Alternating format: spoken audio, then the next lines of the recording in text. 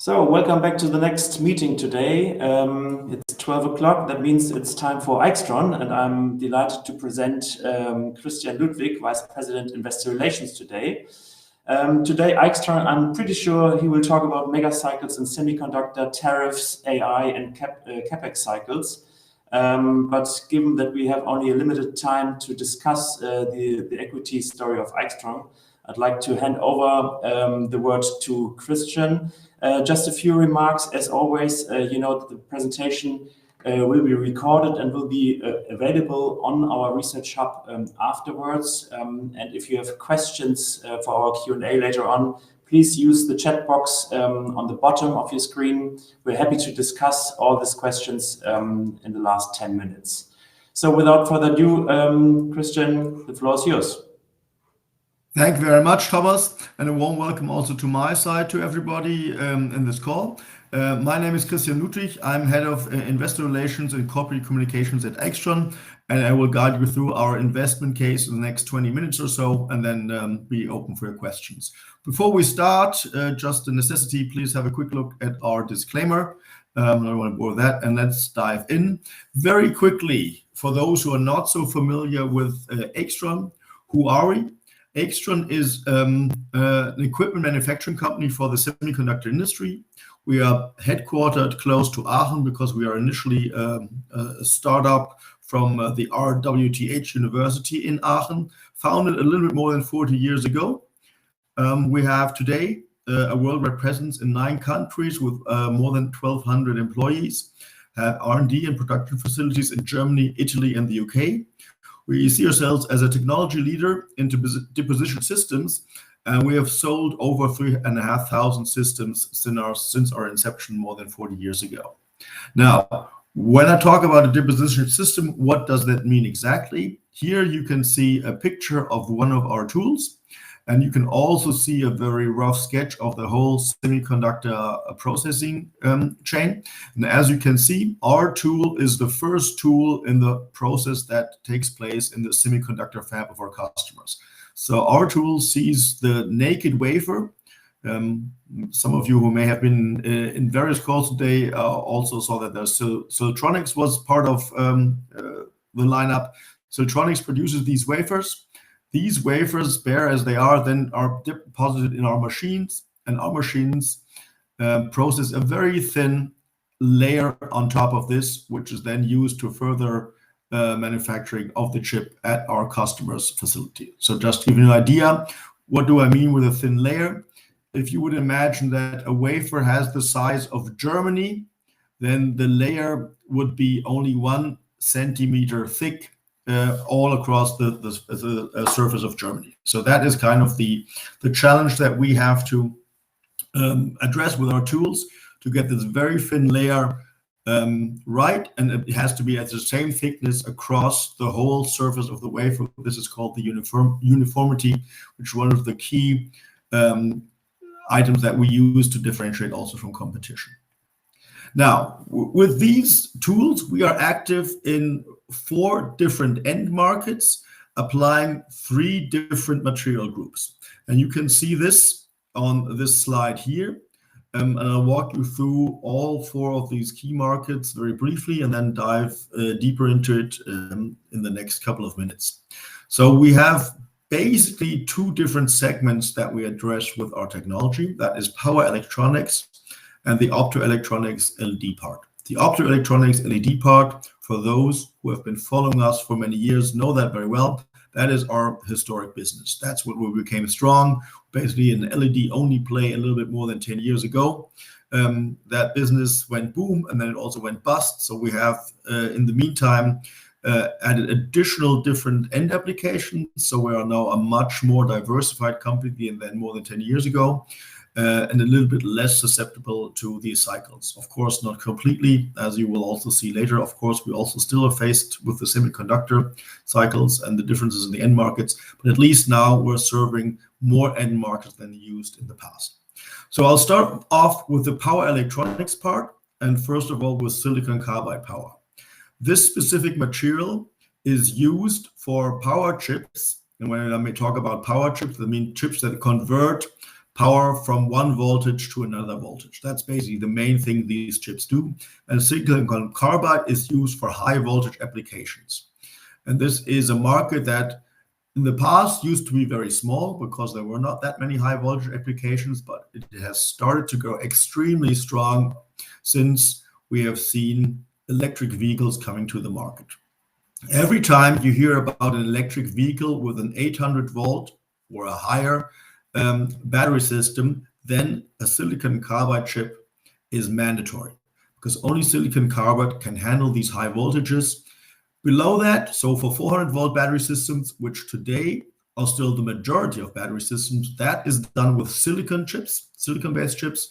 So that unfortunately is a market where we have no stake in, but we're seeing a very clear trend. Despite all the difficulties in the EV market over the last 2 years, we're seeing a very clear trend that the share of silicon carbide powered battery systems, so the high voltage battery systems in the EV space, is growing extremely strong.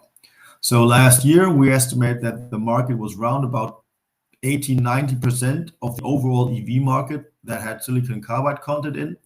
And we have seen a huge amount of new launches and for this year being announced. So we are very, very confident that this market share will grow on top of the EV market actually growing as well. So we see a double growth acceleration for us, which unfortunately will not necessarily mean business this year. This year will still be fairly slow because there are some overcapacities in the market at our customers. But as of next year, we believe that the demand will be or reach a level that will trigger new machine orders at a larger scale. So that is basically the silicon carbide power story, because EVs are somewhere between 70 and 80% of the end market for this kind of product. Mid to longer term, the more interesting part for us actually is the GaN power business. GaN has a very similar material qualities as silicon carbide. It allows you to charge something much quicker, up to 3 times faster than a silicon-based power chip. And you get a lot better energy efficiency. You can save up to 40% of the transformation losses. So you basically save energy. And GaN works for everything up to 650 volts. So for the, let's say, the sweet spot of where today's silicon is used. And for GaN, we don't need this single killer application like the EV business for silicon carbide. GaN is basically a story where we will, over time, see a replacement of everything that is powered by a silicon-based power chip with a GaN-based power chip, because we have the superior material qualities. So we are much more excited in the mid to long term about GaN because the potential is much, much bigger than for silicon carbide. I'll come to that in a little bit later. Now, on the lower half of the slide, you can see our 2 optoelectronic businesses. On the one hand, we have what we call the laser business, which has 3 sub-applications: optical data communication, 3D sensing, and LiDAR. These are the main 3. And then on the right-hand side, the lower half, we have our LED business. For LED, you need 2 different material groups to make sure that you get all 3 key colors. So you need the aluminum phosphide part for red, orange, yellow, and the gallium nitride for green and blue. Here we are very strong in the traditional LED business, which is used for large area displays. And there's one potential large application out there, which is still in the early days. This is micro LED, where we're not quite sure which way the market is going to go. There is a big potential here that this may become a very big market by 27, 28, but there are still some technology issues that have not been solved. So we're not quite sure if and when this market will really take off. Now, how do we address these different markets? We have 3 different machines which apply these material qualities on these different technologies. So you can use for silicon carbide power, we use what we call a G10 SiC. For gallium nitride and for the power and for the gallium nitride part of micro LEDs, we use the G10 GaN. And for the laser business and the red, orange, yellow business, we use the G10 ASP machine. The G10 tool family has been introduced since end of 22, so it's rather new. In GaN and in arsenide phosphide, we also are still selling some of our older tools. In GaN, it's a G5, and for arsenide phosphide, it is a G4. So there we still have a mix, while for silicon carbide, we are only selling our newest tool because the old tool which we had there was not very successful. It did not meet the customer standards. So here with the new tool, we really made big inroads, grasping a market leadership after 15 months of launch. It was launched, as I said before, in the second half of 22, and at the end of 23, we already were market leader in the silicon carbide space with a 37% market share. And as you can see, with these tool family, we're addressing a lot of mega trends like electrification of everything, energy efficiency, AI, in data communication, digitalization, and Internet of Things. So we believe mid to long term, despite the current weakness of the cycle, we have a very strong product portfolio that will ensure a very strong growth for our business. Now, as I just said, in the short term, we're facing a little bit the weakness of some of our end markets, and this is what you can see here. Here we have put down the growth of our revenue by end application. And as you can see already last year, we basically did not grow at all. It was a flat year for us as our two power applications, gallium nitride and silicon carbide, were faced with significantly lower demand from the S customers due to a weakness of demand on the EV side, but also overall the whole power electronics business in the semiconductor industry was down last year. Our key customers, names like Infineon, ST, TI, had to issue several profit warnings. And of course, that also had an effect on their CapEx spending. So here we had faced a significant decline in orders.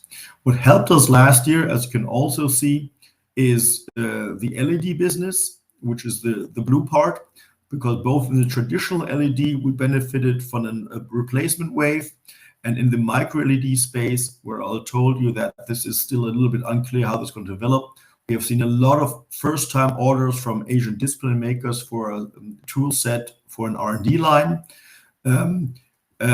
which gives us some confidence that the industry is going full speed in trying to develop solutions for micro LED, even if we do not know today when and if they might be successful.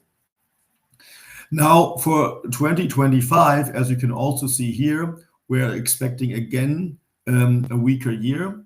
The guided range for revenues is at midpoint a little bit more than 10% down year over year. And the main reason here is the LED business.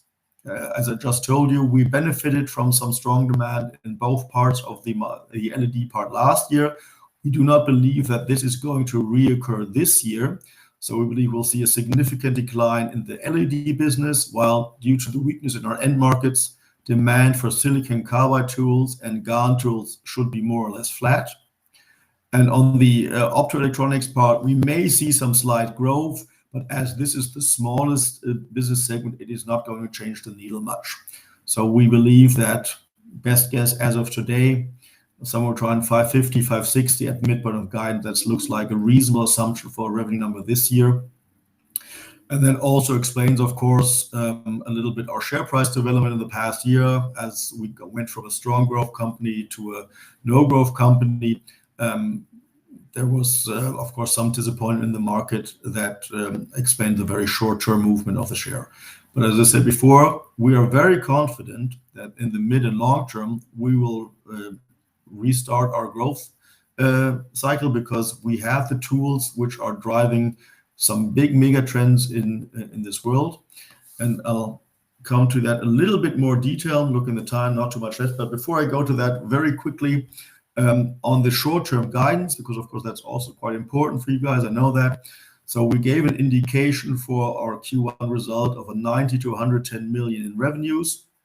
And as we're just 3 weeks away, I can tell you today that the first indications are that we going to have a Q1 result that is going to support our full year guidance. So there's no reason to be worried at the moment. I mean, you never know what's going to happen with Trump and the tariffs, of course, but based on the performance we were able to do in Q1, we are very confident for our full year 25 guidance.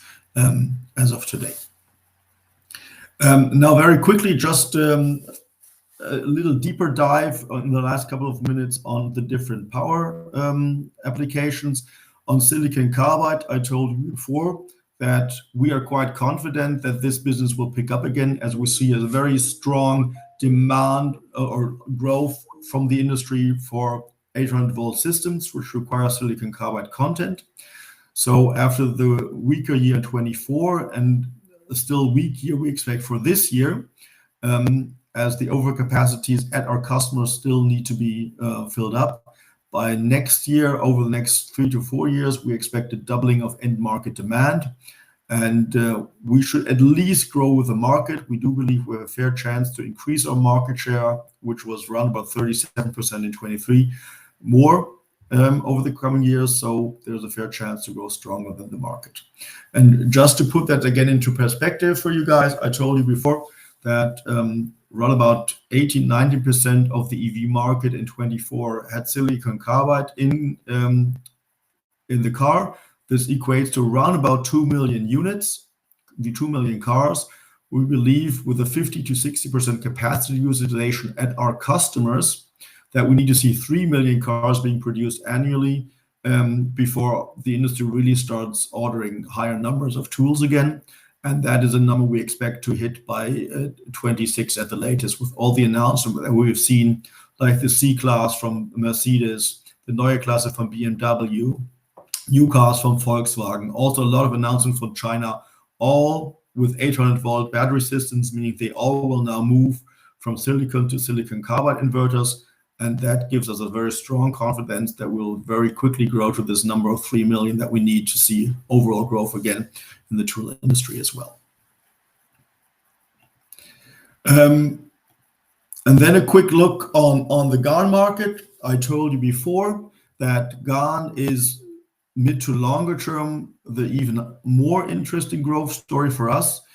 We believe that the market for tools will triple until end of the decade. And here we have a market share of around about 90%. So we will not gain additional market share. That's also clear, but we will grow with the market. And what are the drivers here, you may ask for this? This is just an overview, what you see here, of different applications for GaN power parts that are now coming to the market. I said before, the big advantages of GaN versus silicon is the much quicker charging time and also much lower energy losses. And you see that for all mobile tools that require charging, there are business cases. And also what we see now that high voltage motor drives for home appliances are being put to the market. TI was one which announced a couple of things here. Navitas is another name that you can look up. And these allow, for instance, for a washing machine of up to 40% of the energy savings. Also, a big driver for us starting mid of the year, we expect, is the power supply for data centers. This has taken a little bit until these GaN-based power supply units have been qualified. That has been going on since mid of last year, and we expect by mid of this year, most of the qualification processes to have been finalized, and then we will start seeing these products being built into the servers of the data centers. And looking a little bit ahead, we've also highlighted this opportunity of AI onboard power delivery. What you see here is the board of an NVIDIA chip with the big NVIDIA chip in the middle, and all these tiny chips which are in the yellow, surrounded by this yellow marking. These are today silicon-based power chips. And we believe there's a huge opportunity to go from silicon to GaN here. It could save up to 50% of the power loss. And that is a huge upside to today's expected market for GaN power if the industry is successful to develop these applications for very low voltages. We're talking about a 1 volt application here. But as the business case is so compelling, we believe this will happen fairly quickly, actually. Also, I'll stick to it, just to be a heads up here, we believe the GaN market will become so big that there's a strong incentive for the industry to move from 200 millimeter tools, which is today's tool of record, to 300 millimeter tools. And this is something that will happen end of 26, maybe in 27. I just wanted to reassure you, we are prepared for this move. We already have developed a 300 millimeter tool. We have shipped first tools already end of 23 to our key customers so they can test it, develop the process on this. And so we are very early here. We also just finished our innovation center, which we built at our headquarters in Herzogenaurach, close to Aachen. And this innovation center is a dedicated 300 millimeter R&D lab, basically, where we'll continue to develop these tools, work with our customers to make sure that we can defend our market leadership position in this area, because that is, of course, very important going forward. And looking at the time, I'm going to skip the rest. You can read up in our presentation.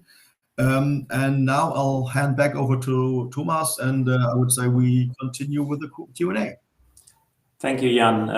It's as expected, 20 minutes presentation, 10 minutes Q&A, and we have quite a lot of questions in the box.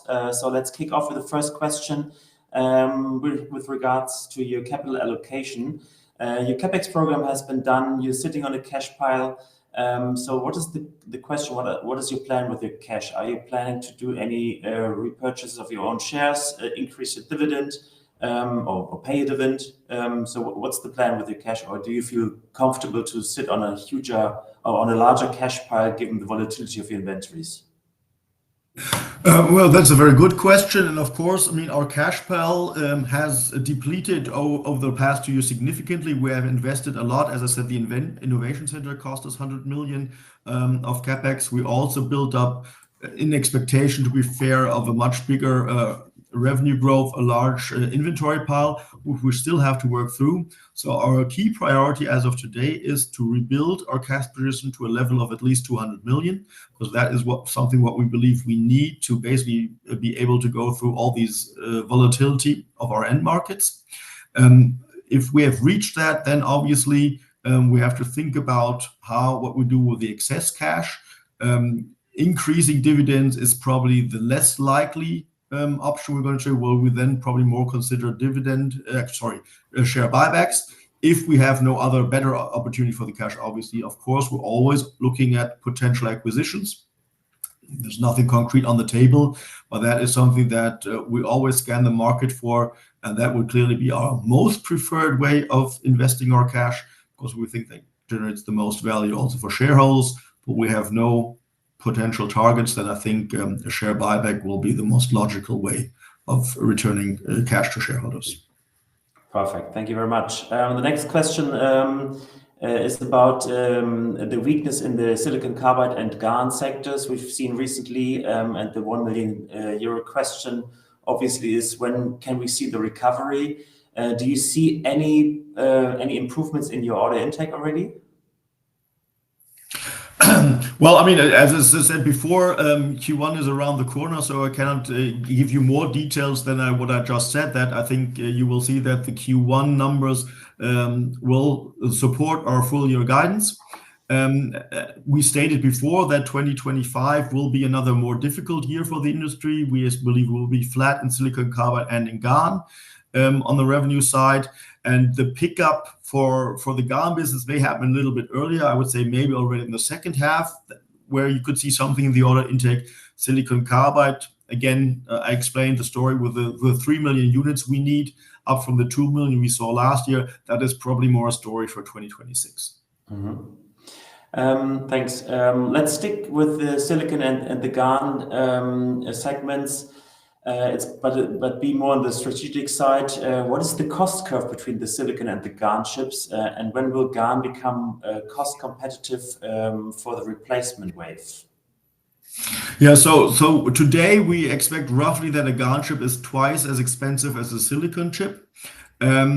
Obviously, there's more to it than just the pure production cost of GaN to silicon. What we also takes time and basically it costs money is the qualification of a GaN chip into the end product. You cannot just take out the silicon chip from the board and replace it with a GaN chip. You also need a redesign of the board. And obviously, what we saw initially with GaN was a very quick adoption in this smartphone charging space. But here, of course, we have very low value products which don't have to last that long. If it does not work anymore after 1 year, you may have an unhappy customer, but he'll still buy another one. But if you build it into server racks, into household goods, stuff like that, then of course you need a much longer lifetime, and that requires a much longer qualification to be sure that these products last also over the lifetime of the end product. So it's not only a pure cost issue from my point of view, but it also is something of the qualification. It takes time to get these introduced. So we are very confident that over time, the pickup will be much, much bigger because there are really convincing better material qualities. There will always be, from my perspective, a slight cost disadvantage of GaN versus silicon because the epi process, so the process for which you need our tool, takes longer for GaN than for silicon, and that of course has an effect on the overall cost structure. But it's not going to be the big roadblock for the GaN introduction. It's more the qualification period of the chips. Thanks. Very compelling answer to that. Thank you very much. Let's move on to tariffs. Obviously, these days, no round table without talking about tariffs. How will you be impacted by the tariffs directly, and what are you forecasting in terms of effects on the underlying markets and customers? Yeah, so I mean, if it stays as it is today, I think that's the caveat, of course, that we have to look at. We say that roughly 10% of our revenue is generated in the US. And as I stated before, we're producing in Europe only today. We have a chance to potentially convert the shipping not from Germany, but use our UK facility. So there immediately we would only pay 10% tariff and not 20% tariff. We're looking into that. Obviously, also when I say 10% of our revenue, if you look at last year, that would have been 63 million. We do not ship the whole amount to the US, but then we have a US organization which slaps on their costs, the margin. So what we actually ship is maybe 80% of the revenue number. So that is what would be slapped with a tariff, also to put that in perspective. Therefore, it is a little different by end market. If you look at the GaN part of the business, there our strongest competitor is Veeco, which is US-based with the US manufacturing site.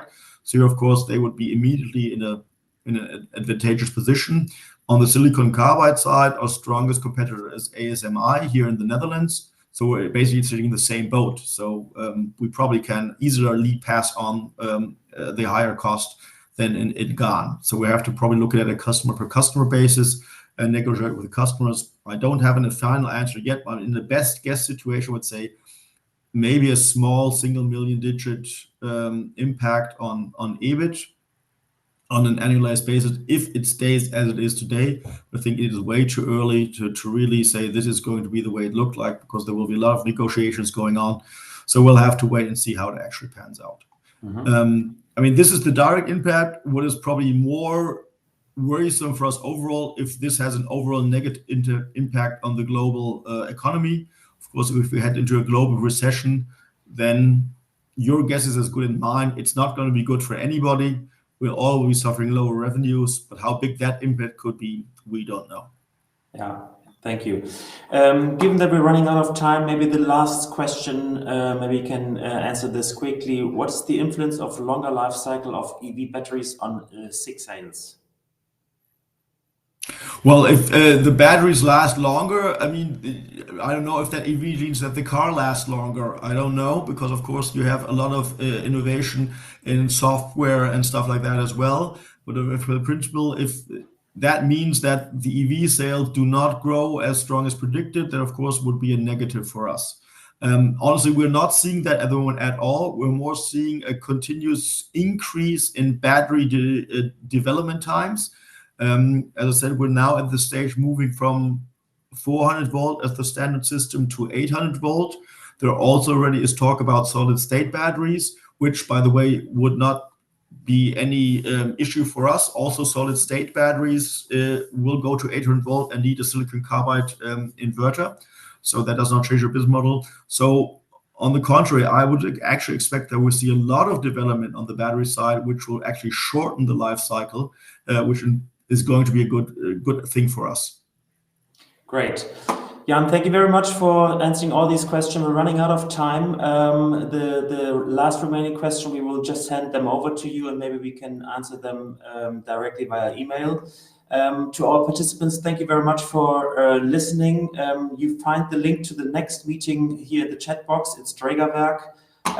Thanks again for listening. And Jan, if you have a second, we'll just hop to the moderator. Thank you very much, Thomas. Thank you all for listening. And if you have any questions, please contact our investor relations department at Aixtron. Bye. Thank you.